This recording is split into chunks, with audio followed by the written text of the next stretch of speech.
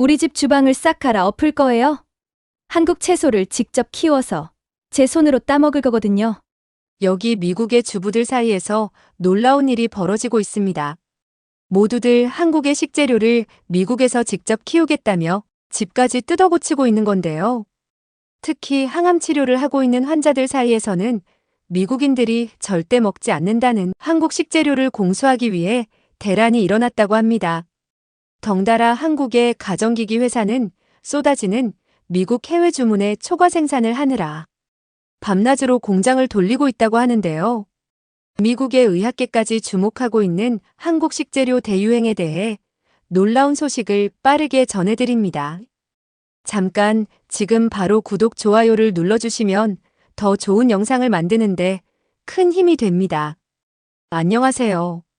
저는 뉴욕 맨하튼에서 한국식 레스토랑을 운영하는 제니퍼 김입니다. 창밖으로 보이는 맨하튼의 밤거리가 참 고요해 보이는 새벽. 이렇게 제 이야기를 들려드릴 수 있게 되어 정말 감사해요. 붉은 벽돌로 지어진 3층짜리 건물에 나무로 만든 격자무늬 창문이 인상적인 우리 식당은 30년의 역사를 고스란히 담고 있어요.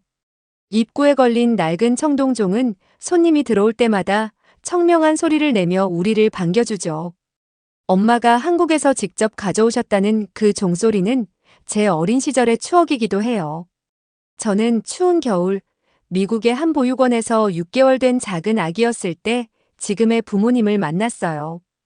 그때부터 뉴욕의 작은 아파트에서 새로운 인생이 시작되었죠. 한국인 엄마 아빠는 길거리에서 이불에 쌓인 채 발견된 아기였던 미국인인 저를 가족으로 받아주셨죠.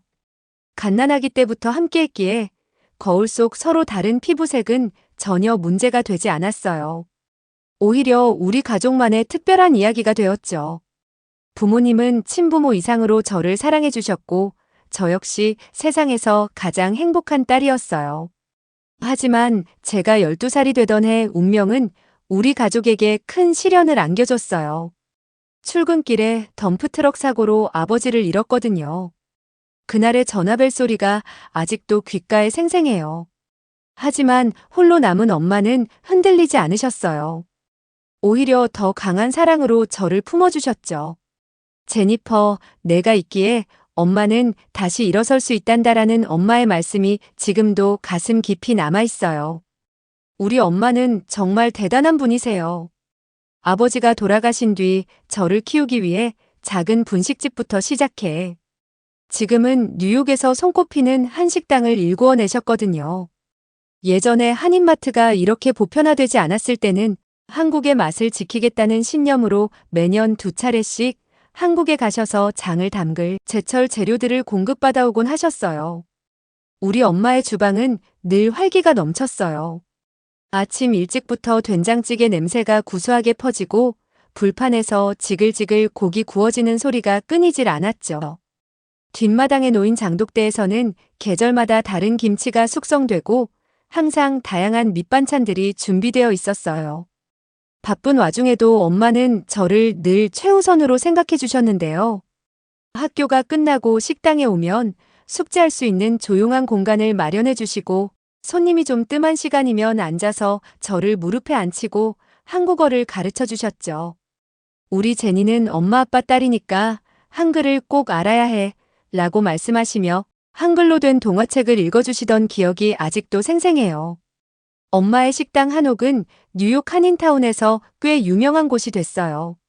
미슐랭 가이드에도 소개된 적이 있고 뉴욕 타임즈의 음식 평론가들도 자주 찾는 맛집이 됐죠. 특히 엄마가 직접 담그시는 김치와 계절마다 바뀌는 제철 식재료를 곁들인 미국식 불고기 전골은 현지 미식가들 사이에서도 입소문이 자자했어요. 매일 아침 7시 엄마는 제일 먼저 식당에 나와 불을 밝히셨어요. 구수한 밥을 지으시고 된장찌개 육수를 우려내시며 하루를 시작하셨죠. 주방 한켠에 걸린 양념통에서는 참기름 향이 은은하게 퍼지고 도마에서는 칼질 소리가 경쾌하게 울렸어요. 그런 엄마가 1년 전 갑작스럽게 암 진단을 받으셨어요. 처음에는 단순히 과로 때문에 피곤하신 거라고 생각했어요. 엄마는 평소처럼 주방을 지키시며 괜찮다고 하셨지만 점점 안색이 창백해지시고 음식 냄새만 맡아도 구토를 하시더라고요. 정밀 검사 결과를 받아든 그날 병원 복도는 말도 못하게 춥고 서늘했어요. 그날따라 간이 의자에 앉아있는 엄마의 어깨가 너무 작고 말라 보였죠. 하지만 엄마는 의외로 담담하게 말씀하셨어요. 마치 어린 시절 동화를 읽어주실 때와 같은 차분한 목소리로 제게 잠시 가게를 맡아달라는 부탁을 하셨습니다. 엄마는 한국에서 외할머니 댁에 머물면서 항암 치료를 해야 할 것 같다고 침착하게 설명하셨어요. 우리 외할머니는 강원도 춘천에 살고 계신데 그곳에는 한림대학교 병원이 꽤 유명하다고 하시더라고요. 저는 기왕 한국에 갈 거면 서울에 있는 큰 병원에 가라고 설득했지만 엄마는 외할머니가 계시는 고향에서 마음 편하게 치료받고 싶다는 의지를 굽히지 않으셨어요. 저는 처음으로 엄마와 떨어질 생각에 온 세상이 멈춘 것 같았어요. 30년 넘게 제 곁을 한 번도 떠나지 않았고 우리 식당의 주방을 환하게 지키셨던 엄마가 이제는 편히 쉬셔야 한다는 현실이 너무나 낯설었죠. 처음에는 제가 많이 반대했어요. 미국이 의료시설도 훨씬 좋고 제가 옆에서 간호해드릴 수 있다고 생각했으니까요. 하지만 엄마는 단호하셨습니다. 제니퍼, 엄마의 결정을 따라주렴. 고향에서 마음 편히 치료받고 싶어. 엄마는 이미 모든 걸 계획해두신 것 같았어요. 비행기 표도 예약해두셨고 이미 병원 측에 요청해 전원 신청을 해두신 상태였죠. 엄마는 외할아버지가 돌아가시기 전에 자주 찾아뵙지 못한 게 한이 되셨다면서 이번 기회에 외할머니 곁에서 치료도 받고 추억도 되새기고 싶다고 하셨어요. 그렇게 엄마는 한국으로 가셨고 저는 갑자기 레스토랑의 책임자가 됐어요. 다행히 저도 가게 운영을 함께 하고 있었기 때문에 큰 어려움은 없었지만 엄마의 손맛이 가득한 요리는 도저히 따라잡을 수가 없었어요. 매일 새벽 시장에 가서 재료를 고르고 보조조리장의 스케줄을 짜고 하루하루가 새로운 도전의 연속이었어요. 엄마가 떠나신 후 매일 밤 레스토랑 문을 닫고 나면 혼자서 울었어요. 식당 구석구석에 배어있는 엄마의 흔적들이 저를 더욱 아프게 했죠. 양념 간장 항아리에 붙어있는 엄마의 반듯한 글씨, 창가에 놓인 화분들에 매일 아침 물을 주시던 모습, 장독대를 어루만지며 장맛을 보시던 뒷모습까지. 특히 엄마가 늘 입으시던 앞치마가 주방 후크에 걸려 있을 때면 가슴이 미어졌어요. 참기름 냄새가 은은하게 배어있는 그 앞치마를 보면서 얼마나 많은 밤을 홀로 눈물을 훔쳤는지 몰라요. 일주일에 2번 엄마와 영상통화를 하면서 레스토랑 운영에 대한 조언도 들었어요. 장담그는 법부터 계절별 식재료 관리하는 방법까지 병원 생활 중에도 꼼꼼하게 저를 챙겨주시던 엄마였지만 점점 목소리에서 기운이 빠져나가는 게 느껴졌어요. 항암 치료가 시작되면서 엄마는 음식을 전혀 드시지 못하게 되셨어요. 평생을 맛있는 음식을 만들어 오신 엄마가 이제는 미음조차 넘기기 힘들어 하신다는 게 제 마음을 무너뜨렸어요. 그러다 한 달 전 엄마께서 특별한 전화를 주셨어요. 핸드폰 화면 속 엄마는 많이 야위어 계셨지만 오랜만에 생기 있는 목소리로 말씀하셨죠. 제니퍼, 엄마가 먹고 싶은 게 생겼어. 정말요? 뭐예요, 엄마? 예전에 외할머니가 쌉싸름하게 무쳐줬던 민들레 나물이 먹고 싶네. 우리 식당에서 담근 구수한 된장에 찍어 먹으면 정말 맛있겠다. 저는 엄마의 말씀을 듣는 순간 망설임 없이 비행기 표를 예매했어요. 레스토랑은 믿을 만한 직원들에게 맡기고 바로 다음 날 한국행 비행기에 올랐죠. 엄마가 손수 만들어둔 된장이 항아리에 가득한데 무조건 제가 직접 가서 가져다 드리고 싶었거든요. 물론 엄마가 먹고 싶다고 하신 민들레는 제게는 그저 노란색 꽃에 불과했고 심지어 계절이 바뀌면 나풀거리는 솜처럼 변하는 정체불명의 식물을 대체 어떻게 먹겠다는 건지 쉽게 상상하기 어려웠지만 저는 그런 걸 묻고 따질 시간이 없었어요. 저는 무작정 한국행 비행기 티켓을 끊었고 제 목숨만큼 소중한 우리 엄마를 생각하며 공항에서 인천까지 가는 14시간의 비행을 뜬 눈으로 지새웠습니다.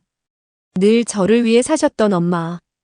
이제는 제가 엄마를 위해 무언가를 해드리고 싶었거든요. 인천공항에 도착했을 때는 이미 늦은 밤이었어요. 하지만 저는 바로 강원도 춘천행 버스에 올랐습니다. 어둠 속으로 달리는 버스 안에서 저는 엄마를 하루라도 빨리 뵙고 싶은 마음에 잠도 이루지 못했어요. 그렇게 저의 한국 방문이 시작됐어요. 봄 기운이 완연한 강원도의 아침 공기를 가르며 달리는 버스 안에서 저는 아직 몰랐어요.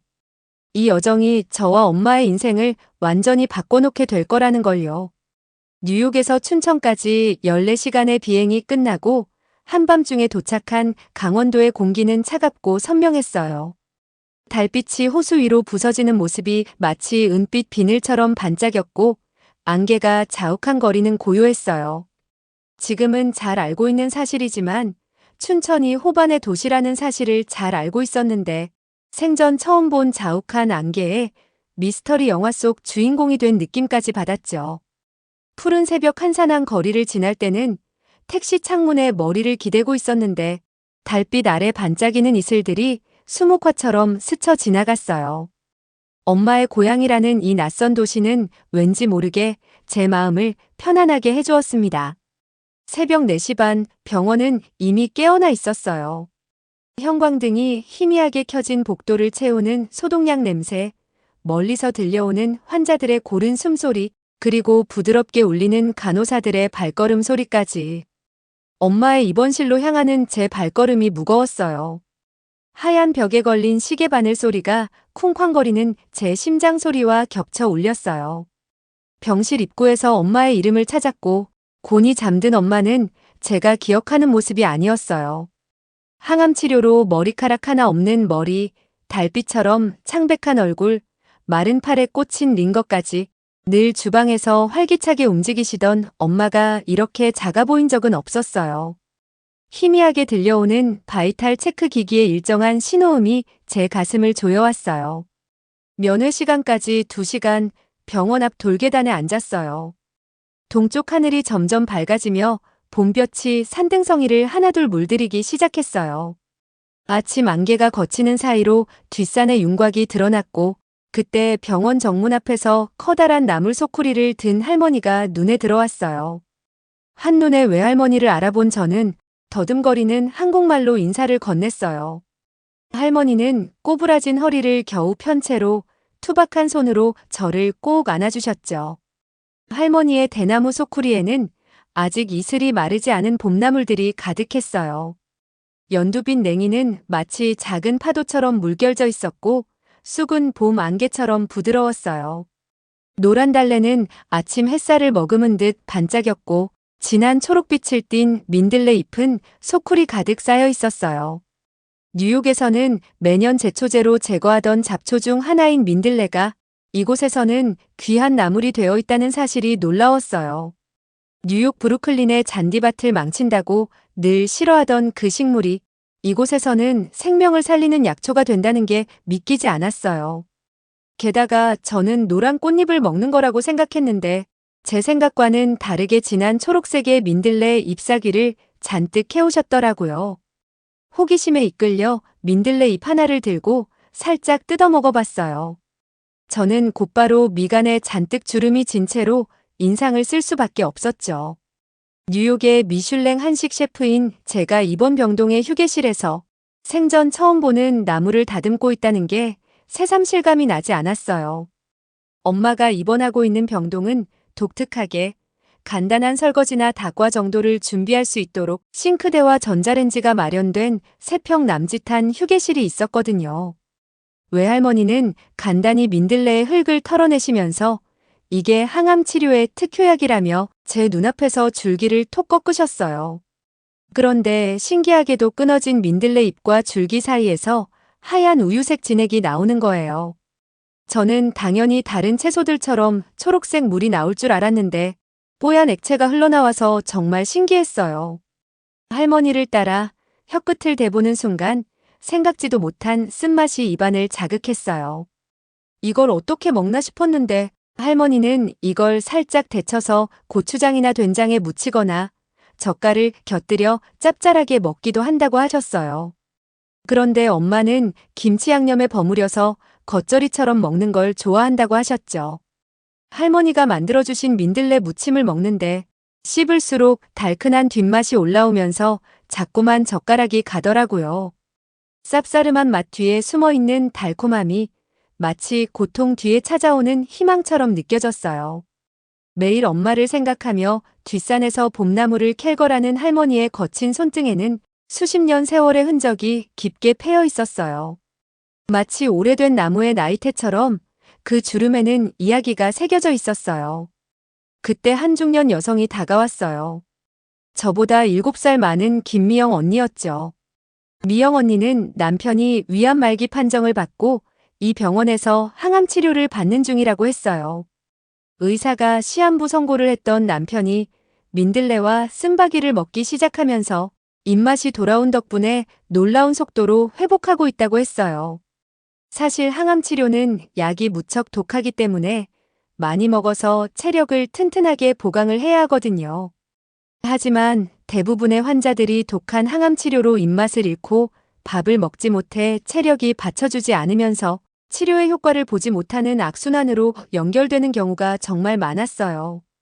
그래서 엄마를 진찰하는 의사 선생님도 무조건 많이 드셔야 한다고 강조하셨지만 엄마는 제가 한국에 온 지 열흘이 지날 때까지도 먹는 대로 다 개워내셨고 음식을 거부하는 상황까지 이르렀어요. 그런 엄마를 지켜보며 속상해하는 저를 보자 미영 언니는 암 환자는 무엇보다 잘 먹어야 한다면서 민들레와 쓴바귀를 활용한 다양한 요리법을 알려줬어요. 항암 치료 직후에 입맛이 없어서 잘 못 먹을 때는 말려서 차를 내어 물로 먹이기도 하고 가루를 내어 먹을 수 있는 음식에 넣어주기도 한다면서요. 저는 흔들림 없는 그녀의 눈빛에서 절망 뒤에 찾아온 희망의 빛을 볼 수 있었어요. 그 후 저는 한국에 머무는 동안 민들레와 쓴바귀를 구하느라 온 시장을 누볐어요. 외할머니는 이미 연세가 많으시기 때문에 매일 나무를 캐러 가실 수가 없었으니까요. 이 상황에 할머니까지 편찮으시면 엄마가 더 이상 버틸 수 없다는 걸 알기에 저는 들에 나간다는 할머니를 말리느라 무척 힘들었어요. 그렇게 쓴바귀를 먹어보니 이건 민들레보다 더 쓴맛이 나더라고요. 하지만 병실 생활을 하며 친해진 미영 언니에게 이것저것 조리법을 물어서 의사 선생님의 허락을 받아 꾸준히 엄마에게 다양한 요리를 해드렸어요. 뉴욕의 한식 레스토랑에서 수십 가지 요리를 컨트롤 해봤지만 이렇게 간절한 마음으로 음식을 준비해 본 적은 없었어요. 나물 한 줌의 무게가 엄마의 생명만큼 소중하게 느껴졌거든요. 제 손끝에 영양과 사랑과 희망과 에너지를 담아 엄마에게 전해지기를 기도했어요. 하지만 제게 민들레가 먹고 싶다고 했던 열흘 전의 엄마와는 다르게 항암 치료에 지친 엄마는 늘 기운 없이 잠들어 있는 날이 많았어요. 그럴 때면 가만히 곁에 앉아서 잠든 엄마를 지켜봤어요. 링거액이 떨어지는 소리가 들릴 듯 조용한 병실에서 엄마는 민들레 홀씨처럼 금방이라도 저를 떠나갈 것 같은 모습으로 바싹 말라가고 있었죠. 어느 날 한술도 밥을 뜨지 못하는 엄마를 바라보며 울면서 빌었어요. 외할머니와 함께 제발 한 입만 먹어달라고 빌었죠. 엄마는 마지못해 비쩍 말라 부르튼 입술로 조심스레 민들레 무침을 드셨어요. 열흘 만에 처음으로 음식을 드시는 모습에 눈물이 났어요. 그동안 모든 음식을 거부하시던 엄마가 처음으로 반응을 보이신 거예요.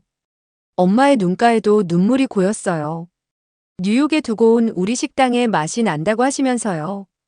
그 눈물 한 방울에 지난 30년간 평생을 바쳐 일군 한식당에 대한 그리움이 담겨 있는 것 같았어요.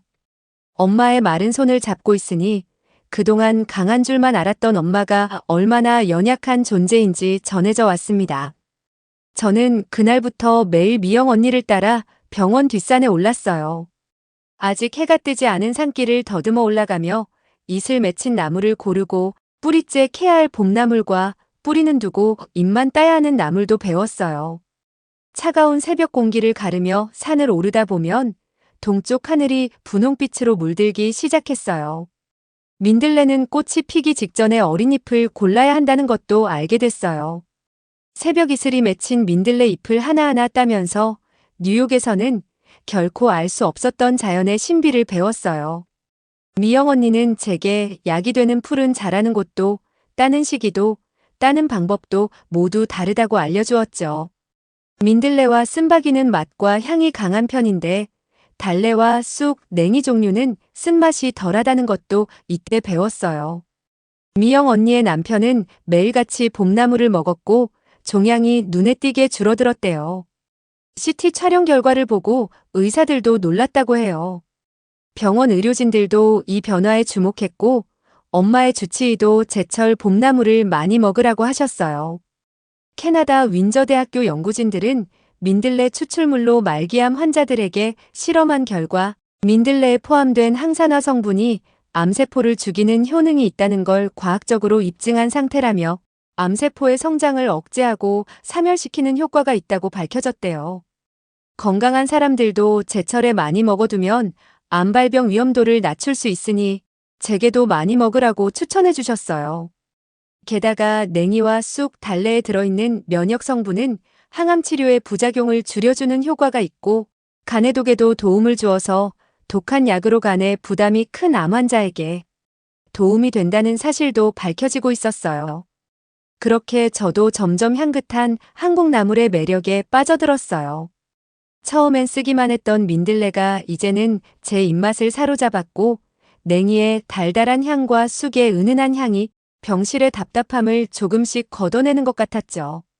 시간이 지날수록 봄나물 특유의 쌉쌀한 맛이 주는 생명력이 느껴졌어요. 엄마도 조금씩 변화가 생겼어요. 하루 한 끼씩이나마 봄나물을 드실 수 있게 되었고 창백했던 얼굴에 조금씩 혈색이 돌아왔어요. 항암 치료의 고통 속에서도 향기로운 제철 음식을 기다리는 엄마의 모습에서 희망을 보았어요.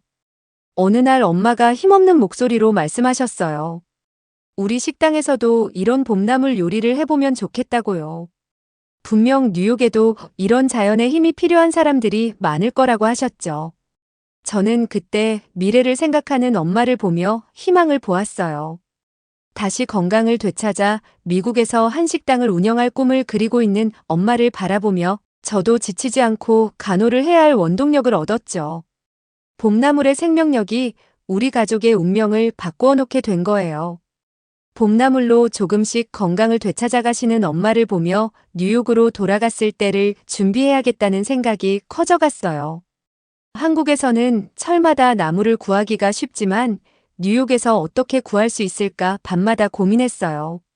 창밖으로 보이는 병원 뒷산의 달빛에 잠 못 이루는 밤이 많아졌어요. 그러던 어느 날 병원 로비에서 우연히 눈에 띈 잡지 한 권이 제 시선을 사로잡았어요. 같은 강원도 내 정선 하이월 리조트의 홍보 책자였는데 스마트팜 식물 재배기가 리조트 안에 있다는 사실을 알게 됐죠. 책자에는 실내에서 채소를 키우는 인공 정원 사진이 있었는데 세바팜이라는 실내 재배기였어요. 마치 작은 유리온실 같은 모양새가 신기했어요. 스마트폰으로 연결해서 온도와 습도, 물과 영양분까지 자동으로 조절된다는 설명에 가슴이 뛰었어요. 바로 매장으로 달려가 실물을 보았는데 은은한 LED 조명 아래에서 자라는 새싹들이 마치 부드러운 토양 위에서 자란 듯 여린 잎을 뽐내고 있었어요. 진열된 기계 안에서 자라는 바질과 상추를 보며 이걸로 봄나물을 키울 수 있지 않을까 하는 희망이 생겼어요. 매장 직원은 나물 재배도 충분히 가능하다고 했어요. 하지만 크기가 너무 커서 어떻게 미국으로 가져갈지 머릿속이 아득해졌죠. 한편 병원에서는 새로운 발견이 이어졌어요. 어느 날 병원 근처의 닭갈비집에서 처음 깻잎을 먹어보았는데 그날부터 향긋한 깻잎의 매력에 빠져버렸거든요. 처음엔 강한 향이 낯설었는데 씹을수록 은은한 향과 달콤 쌉싸름한 맛이 미각을 사로잡았어요. 미국에서는 깻잎을 그 누구도 먹지 않아요.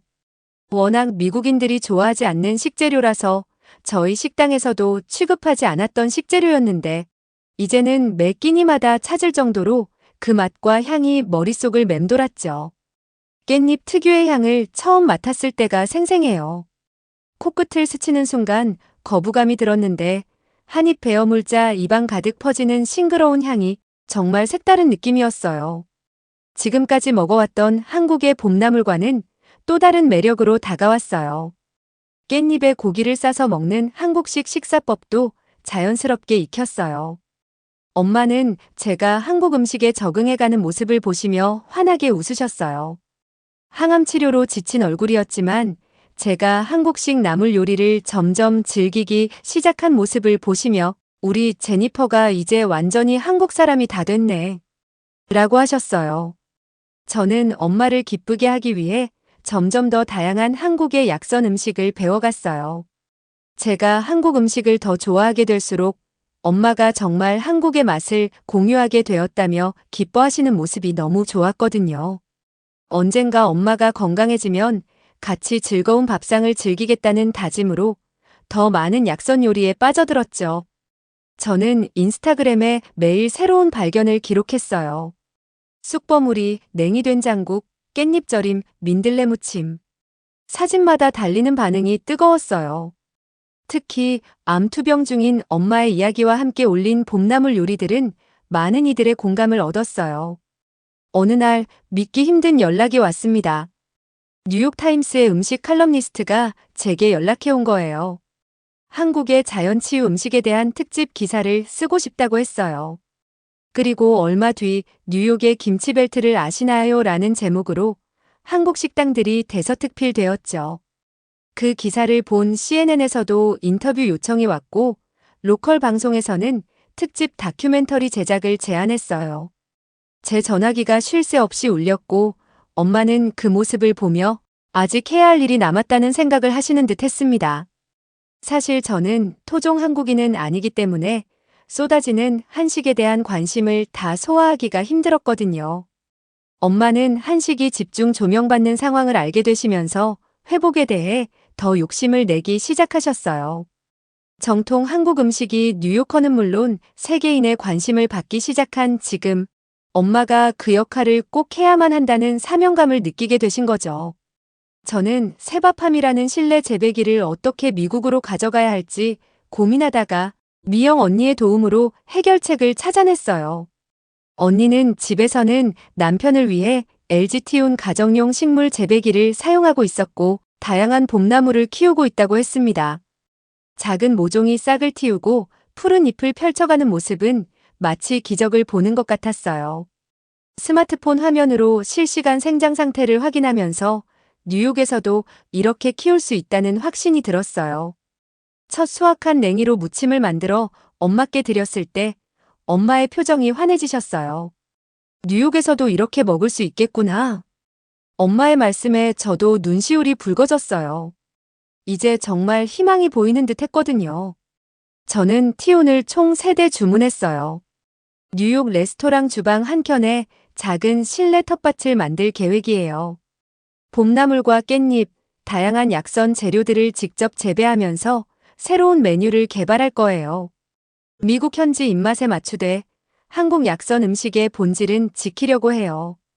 어느 날 저녁 병실 창가에 앉아 노트북으로 새로운 메뉴를 구상하고 있는데 엄마가 손을 잡아주셨어요. 항암 치료로 지치신 와중에도 건강해 보이시는 미소로 이제 정말 내가 우리 음식의 혼을 이었구나 하시는데 그 말씀이 가슴 깊이 와닿았어요. SNS 팔로워는 하루가 다르게 늘어났어요. 제가 올린 깻잎 페스토 파스타, 냉이 리조또, 쑥크림 수프 같은 퓨전 요리들이 큰 관심을 받았어요. 특히 봄나물을 활용한 리조또와 파스타 레시피 영상이 하룻밤 사이 100만 뷰를 넘겼죠. 댓글창에는 수천 개의 반응이 쏟아졌어요. 처음 보는 허브인데 너무 신선해요. 깻잎을 먹는다니 맛이 어떤가요? 레시피 좀 더 자세히 알려주세요. 라는 댓글들이 끝없이 이어졌어요. 특히 암 환자들의 반응이 뜨거웠어요. 자연 치유에 대한 희망을 발견했다는 메시지들이 하나둘 쌓여갔어요. 특히 암 환자 가족들의 메시지가 마음을 울렸어요. 엄마가 항암 치료 중이신데 음식을 전혀 못 드세요. 이 레시피 꼭 시도해보고 싶어요. 저희 아버지도 위암 투병 중이신데 한국의 자연 치유 음식에 대해 더 알고 싶어요. 매일 밤 이런 메시지들을 읽으며 눈시울이 붉어졌어요. 유튜브 채널 개설 요청도 폭주했어요. 한국의 치유식 레시피를 영상으로 보고 싶어요. 실시간 쿠킹 클래스는 언제 열리나요? 다른 한국 약선 요리도 알고 싶어요. 라는 요청이 쏟아졌어요. 결국 힐링 키친 위드 제니라는 채널을 열었는데 첫 영상부터 놀라운 반응이 이어졌어요. 첫 영상은 엄마가 가장 좋아하시는 쑥떡 만드는 법이었어요. 쑥을 직접 LG티온에서 재배하는 과정부터 떡을 치대고 빚는 과정까지 꼼꼼히 담았죠. 영상 마지막에는 엄마가 항암 치료 중에도 잘 드시는 모습을 살짝 보여드렸는데 시청자들의 반응이 뜨거웠어요. 제니, 당신의 영상을 보고 울었어요. 저희 엄마도 항암 치료 중이신데 이 레시피로 엄마께 희망을 드리고 싶어요. 한국의 자연식이 이렇게 현대적으로 재해석될 수 있다니 놀라워요. 다음 영상은 언제 올라오나요? 기다리고 있을게요. 구독자가 하루 만에 10만을 넘어섰어요. 매주 한 번씩 새로운 레시피를 올리기로 약속했는데 댓글에는 벌써부터 다음 영상 주제 제안이 수백 개씩 달렸어요. 민들레차 만드는 법 알려주세요. 깻잎 절임은 어떻게 하나요? 한국의 된장이 암 예방에 좋다던데 된장찌개도 소개해주세요. 특히 인상 깊었던 건 메릴랜드에 사시는 스테판이라는 분의 메시지였어요. 그분의 남편이 대장암 말기 판정을 받고 투병 중이었는데 제 채널을 보고 한국 약선 음식을 시도해보고 싶다고 하셨어요. 한국에 사는 지인을 통해 LG티온도 주문하셨대요. 그분의 요청으로 특별히 대장암 환자를 위한 한국 약선 식단을 구성해 영상으로 만들었어요. 얼마 뒤 스테파니님께서 남편분의 근황을 전해주셨어요. 제가 소개한 쑥차와 민들레차를 매일 드시고 깻잎쌈과 나물 반찬을 조금씩 드시기 시작하셨대요. 무엇보다 한국 봄나물을 드신 후에 식사량이 늘어났다는 소식이 정말 기뻤어요. 병원에서 정기 검진을 받았는데 전보다 암 수치가 훨씬 떨어졌다고 하면서 지금 식습관을 유지하라고 당부하셨대요.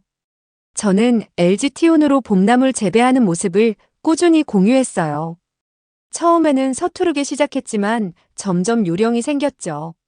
스마트폰으로 재배 환경을 조절하는 모습을 보여주니 많은 분들이 놀라워하셨어요. 미국에서도 한국 나물을 키울 수 있다니 이런 첨단 기술이 있었네요. 저도 도전해보고 싶어요. 재배 일지를 공유하면서 팔로워들과 실시간으로 소통했어요.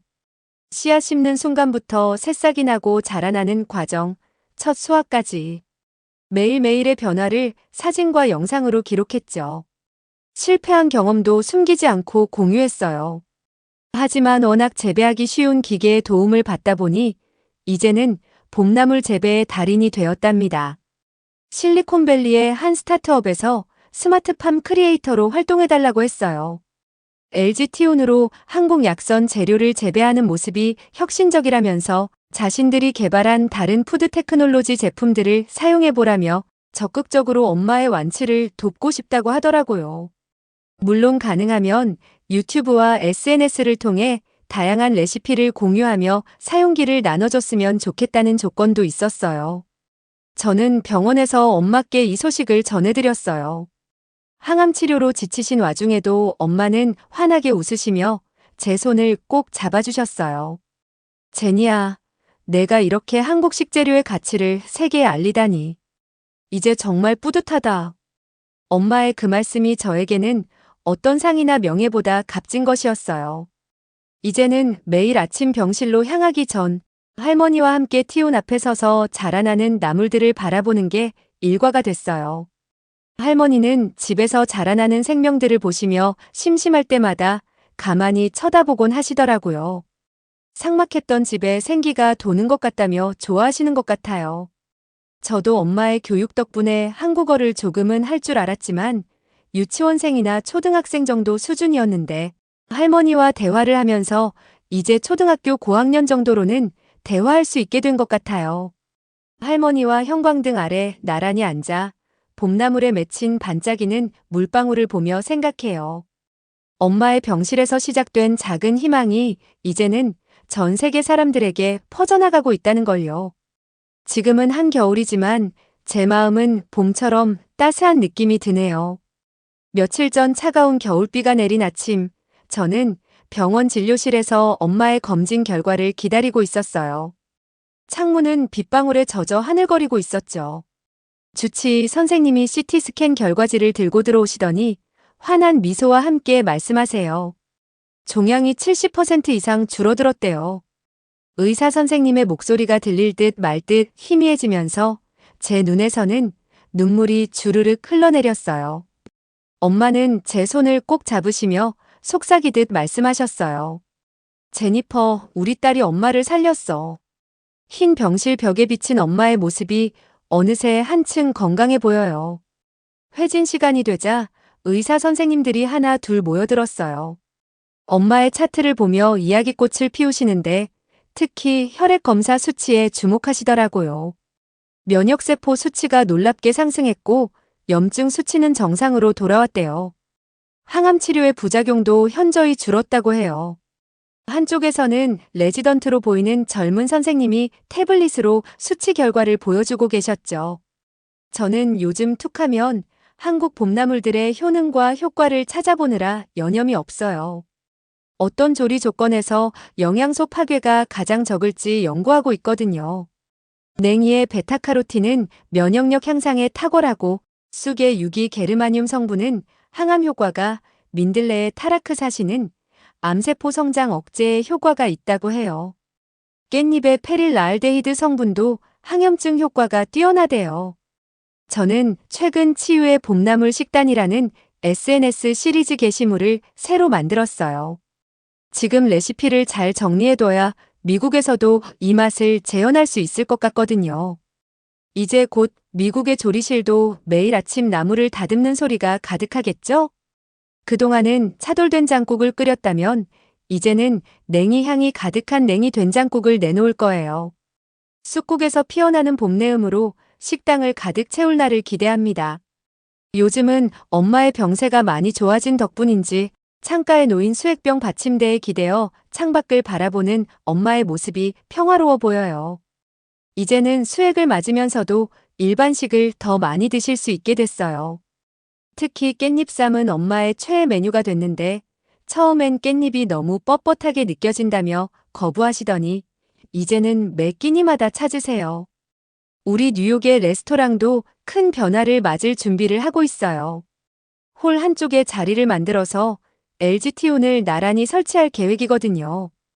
은은한 LED 조명 아래 자라나는 나물들이 마치 예술 작품처럼 보이겠죠? 푸른 잎들이 반짝이는 유리 온실 앞에서 손님들이 발걸음을 멈추고 사진을 찍어갈 수 있도록 포토존도 만들 계획입니다. 요즘 주방에서는 새로운 메뉴 개발이 한창이에요. 제가 돌아가자마자 스태프들과 함께 시식회를 가지고 최종 메뉴를 선정하기로 했거든요. 파스타 면을 뽑을 때 쑥 가루를 넣어 만든 쑥 페투치네, 냉이 페스토를 곁들인 봄나물 리조또, 민들레 샐러드를 곁들인 치유의 플레이트까지. 한국 약선과 서양 요리의 만남이 신선한 반향을 일으킬 날이 기대되네요. 다음 주면 드디어 엄마가 퇴원하세요. 마지막 항암 치료도 무사히 끝났고 면역력도 정상으로 돌아오셨어요. 의사 선생님들도 이런 빠른 회복은 처음 보신다고 해요. 엄마는 뉴욕으로 돌아가시면 제일 먼저 레스토랑의 봄나물 정원을 보고 싶다고 하세요. 레스토랑 메뉴판은 이제 계절마다 바꿀 예정이에요. 봄에는 쑥과 냉이, 여름에는 깻잎과 취나물, 가을에는 도라지와 더덕, 겨울에는 삼백초와 명이나물. 사계절 내내 자연이 주는 치유의 맛을 선보일 거예요. 엄마가 그토록 고집하시던 한식의 정성이 이제는 뉴욕의 새로운 미식 문화가 되어가고 있으니까요. 요즘은 퇴원 이후의 일상을 준비하시는 엄마의 모습이 참 밝아 보여요. 창가에 서서 병원 뒷산을 바라보시더니 말씀하세요. 제니야, 이제 진짜 뉴욕에서 봄나물 식당 한번 제대로 해보자. 엄마의 음성에 힘이 넘쳐요. 항암 치료로 지치셨을 법도 한데 눈빛만은 반짝반짝 빛나세요. 퇴원을 앞두고 마지막으로 병원 뒷산에 올라가 봤어요. 처음 봄나무를 알게 된 그 자리에 서서 뉴욕의 하늘을 떠올렸어요. 이제는 한국이 겨울이 되어 병원 뒷산도 꽁꽁 얼어버렸지만 이제는 제게 식물 재배기가 있으니 겨울도 두렵지 않아요. 바다 건너 뉴욕도 두렵지 않은 건 물론이고요. 이제 그곳에서도 이 생명력 가득한 봄나물 향기가 피어오를 거예요. 엄마의 손맛으로, 제 레시피로, 그리고 우리의 치유 이야기로. 한국 분들이 저와 엄마의 이야기를 좋아해 주실지 모르겠어요. 혹시 미국에서 시작될 우리의 이야기가 궁금하시다면 댓글로 많이 알려주세요. 지금 이 글은 번역기와 엄마의 도움을 받았지만 댓글 정도는 제가 직접 읽을 수 있거든요. 오늘 사연이 좋으셨다면 구독, 좋아요, 알림 설정 부탁드리며 지금까지 감동특공대 윤하경이었습니다. 감사합니다.